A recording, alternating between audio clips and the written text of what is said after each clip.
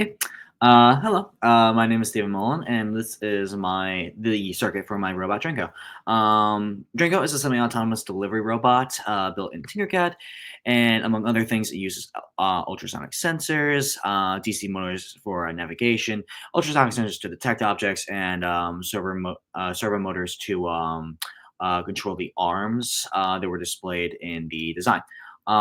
In this video, I'm going to be walking through the full code as displayed here to show you how each sensor and actuator works and demonstrate how the robot responds to simulate inputs. To begin with the code, I started by importing the servo library, and then from there, I set pin assignments for each of the servo motors, ultrasonic sensors, and motor drivers. Each servo has a clear role. Arm one, designated right here. Highlight the right one.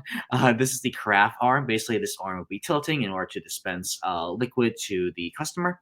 And arms two and three, these will combine to hold the tray to support the mug, cup, or whatever the tray is holding.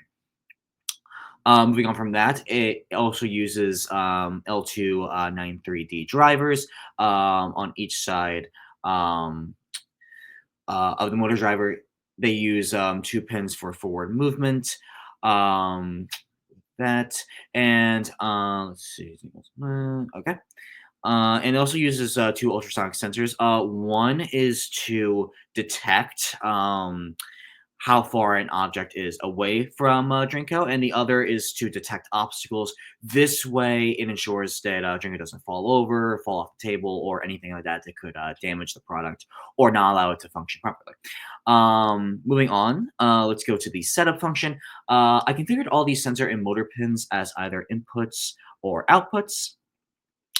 And then I attach these servos and their starting positions at a neutral 90 degrees. This is essentially like their idle stance, if you will. And I also began serial communication at 9600, which lets the robot send status updates to the serial monitor and receive commands as needed.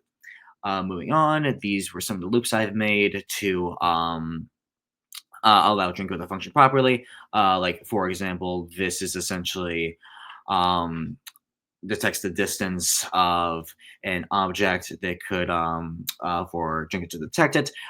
These are for the motors for them to move forward or backwards or to become closer to the customer or an object.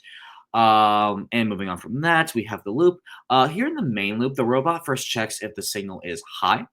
Um, and then it simulates a human or another robot telling Drinko that it's time to function. And I do this in the simulation by clicking the hub button. If the signal is received, the robot reads distance from the ultrasonic sensor, as shown here. This, if there's no obstacle within 15 centimeters, the robot moves forward by powering both DC motors through the L293Ts. Sorry. Um, and if it does not detect an obstacle, then it's just going to stop moving as a whole. And then it checks the second ultrasonic sensor right here, mounted near the carafe arm to look for an object like a glass or mug. I simulate this in TinkerCAD by manually moving the distance sensor over to simulate different distances. In terms of let's see, like serial monitor input. Serial monitor input will basically be showing like, hey, this will be grabbing an object detected, and an object will be placed. This is supposed to give like real-time insight into the program to show that Drinko is functioning properly, and also how Drinko operates, like the algorithm behind it, as we did in 5.2. So I can run this now. Okay. And as you can see, there are no errors. Everything is functioning properly. These two servos go first because they're holding the tray. And then once that's secure, the first servo tilts the arm for the carafe. Go into the code one more time. Oh, whoops. Okay. And then we go to the serial monitor. As you can see, everything is working as it should. And like an object will be right in front of it. That's why object is 0. And yeah, everything seems to be functioning properly. So thank you so much and take care.